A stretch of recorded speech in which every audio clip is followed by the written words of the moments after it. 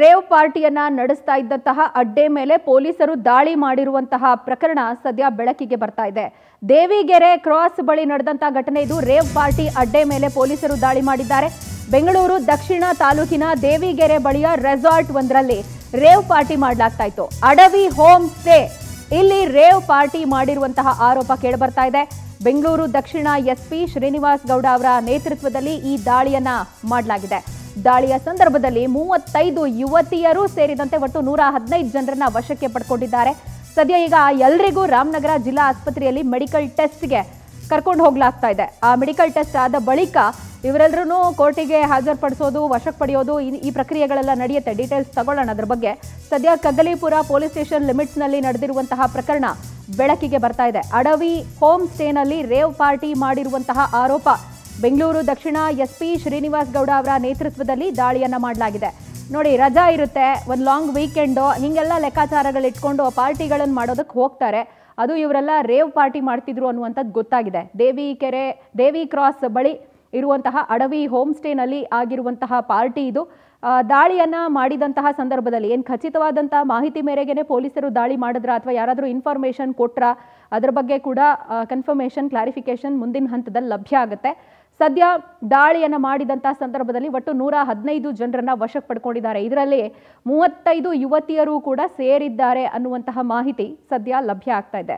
ಅವರನ್ನ ಕರ್ಕೊಂಡು ಹೋಗ್ತಿರೋರನ್ನ ಗಮನಿಸಿದಂತಹ ಸಂದರ್ಭದಲ್ಲಿ ಇವರೆಲ್ಲ ಈ ರಾಜ್ಯದವರ ಅಥವಾ ಬೇರೆ ರಾಜ್ಯದಿಂದ ಬಂದು ಇಲ್ಲಿ ಕಿಡಿಗೇಡಿತನ ಮಾಡ್ತಿರೋದ, ಪುಂಡಾಟ ಮೆರಿತಿರೋದ, ಅಥವಾ ಇವರೆಲ್ಲ ಏನು ವಿದ್ಯಾರ್ಥಿಗಳ, ಕೆಲಸಕ್ಕೆ ಹೋಗೋರ, ಈ ಎಲ್ಲ ವಿಚಾರಕ್ಕೆ ಸಂಬಂಧಪಟ್ಟ ಹಾಗೆ ಕೂಡ ಹೆಚ್ಚಿನ ಮಾಹಿತಿ ಸದ್ಯಕ್ಕೆ ಲಭ್ಯ ಆಗಬೇಕಾಗಿದೆ.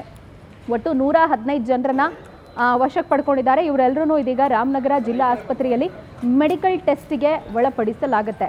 ಅದಾದ ಬಳಿಕ ಮುಂದಿನ ಹಂತದ ಪ್ರಕ್ರಿಯೆಗಳು. ಕಗ್ಗಲೀಪುರ ಪೊಲೀಸ್ ಸ್ಟೇಷನ್ ಲಿಮಿಟ್ಸ್ನಲ್ಲಿ ನಡೆದಿರುವಂತಹ ಪ್ರಕರಣ ಇದು.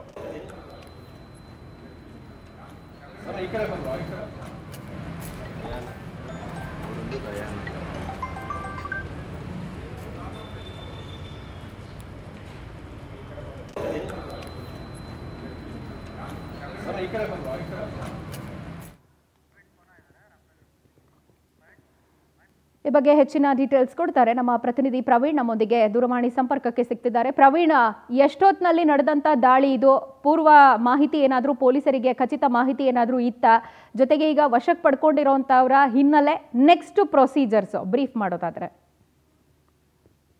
ಖಂಡಿತ ಪ್ರಜ್ವಲ್, ಏನು ಹೋಮ್ ಸ್ಟೇ ನಲ್ಲಿ ರೇವ್ ಪಾರ್ಟಿ ಮಾಡ್ತಿರೋ ಆರೋಪದ ಮೇಲೆ ತಡರಾತ್ರಿ ಕಗ್ಗಲೀಪುರ ಪೊಲೀಸರು ದಾಳಿಯನ್ನು ನಡೆಸಿದೀಗ ಅಲ್ಲಿದ್ದಂತ ಎಲ್ಲರನ್ನೂ ಕೂಡ ಬಂಧಿಸಿದೀಗ ಮೆಡಿಕಲ್ ಟೆಸ್ಟ್ಗೆ ಕರ್ಕೊಂಡು ಬಂದಿರುವಂತದ್ದು. ಏನು ಕಗ್ಗಲೀಪುರ ಪೊಲೀಸ್ ಠಾಣಾ ವ್ಯಾಪ್ತಿಯ ದೇವಿಗೆರೆ ಬಳಿ ಇರುವಂತ ಅಡವಿ ಹೋಮ್ ಸ್ಟೇ ಮೇಲೆ ತಡರಾತ್ರಿ 3 ಗಂಟೆ ಸುಮಾರಿಗೆ ಎಸ್ಪಿ ಶ್ರೀನಿವಾಸ್ ಗೌಡ ಸೇರಿದಂತೆ ಸುಮಾರು 100ಕ್ಕೂ ಹೆಚ್ಚು ಪೊಲೀಸರು ಏಕಕಾಲದಲ್ಲಿ ದಾಳಿ ಮಾಡ್ತಾರೆ. ಅಲ್ಲಿ ಸುಮಾರು 150ಕ್ಕೂ ಹೆಚ್ಚು ಜನರು ಒಂದು ಪಾರ್ಟಿಯಲ್ಲಿ ಭಾಗಿಯಾಗಿರ್ತಾರೆ. ಆ ಪಾರ್ಟಿಯಲ್ಲಿ ಹೋದಂತ ಸಂದರ್ಭದಲ್ಲಿ ಒಂದಷ್ಟು ಮಾದಕ ದ್ರವ್ಯಗಳು ಸೇರಿದಂತೆ ಅಲ್ಲಿ ಬೇರೆ ಬೇರೆ ರೀತಿಯ ಇಲ್ಲಿಗಲ್ ಆಕ್ಟಿವಿಟೀಸ್ ನಡೀತಾ ಇರುವಂತದ್ದು ಪೊಲೀಸರ ಗಮನಕ್ಕೆ ಬರ್ತದೆ. ಆ ಸಂದರ್ಭದಲ್ಲಿ 150ಕ್ಕೂ ಹೆಚ್ಚು ಜನರು, ಏನೋ ಮಹಿಳೆ ಯುವತಿಯರು ಜೊತೆಗೆ ಯುವಕರು ಸೇರಿದಂತೆ ಸುಮಾರು 150ಕ್ಕೂ ಹೆಚ್ಚು ಜನರು ಆ ಪಾರ್ಟಿಯಲ್ಲಿ ಭಾಗಿಯಾಗಿರ್ತಾರೆ.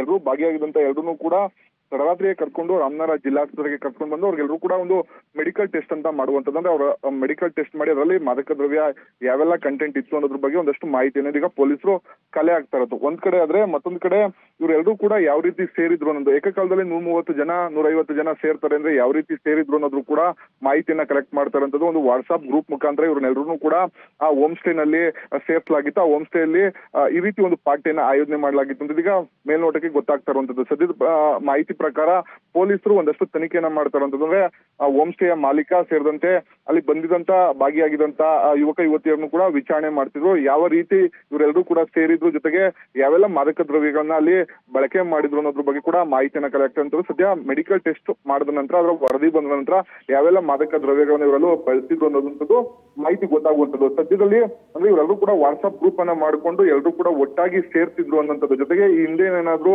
ಈ ರೀತಿ ಪಾರ್ಟಿಯಲ್ಲಿ ಇವರು ಭಾಗಿಯಾಗಿದ್ರು ಅಂತೇಳಿ, ಯಾಕಂದ್ರೆ ಇವರೆಲ್ಲ ಬೆಂಗಳೂರು ಸೇರಿದಂತೆ ಅಕ್ಕಪಕ್ಕ ನಿವಾಸಿಗಳು, ಯುವಕರುಗಳು ಎಲ್ಲರೂ ಕೂಡ 23 ಇಂದ 25 ವರ್ಷದ ಯುವಕ ಯುವತಿಯರು. ಹಾಗಾಗಿ ಇವರೆಲ್ಲರೂ ಕೂಡ ಯಾವ ರೀತಿ ಸೇರ್ತಿದ್ರು ಅನ್ನೋದ್ರ ಬಗ್ಗೆ ಕೂಡ ಪೊಲೀಸರು ಸದ್ಯದ ಮಟ್ಟಿಗೆ ಮಾಹಿತಿಯನ್ನ ಕಲೆ ಆಗ್ತಾ ಇರುವಂತದ್ದು. ಪ್ರಜ್ವಲ. ರೈಟ್ ಪ್ರವೀಣ್, ಥ್ಯಾಂಕ್ ಯು ತಮ್ಮೆಲ್ಲ ಡೀಟೇಲ್ಸ್ಗೆ.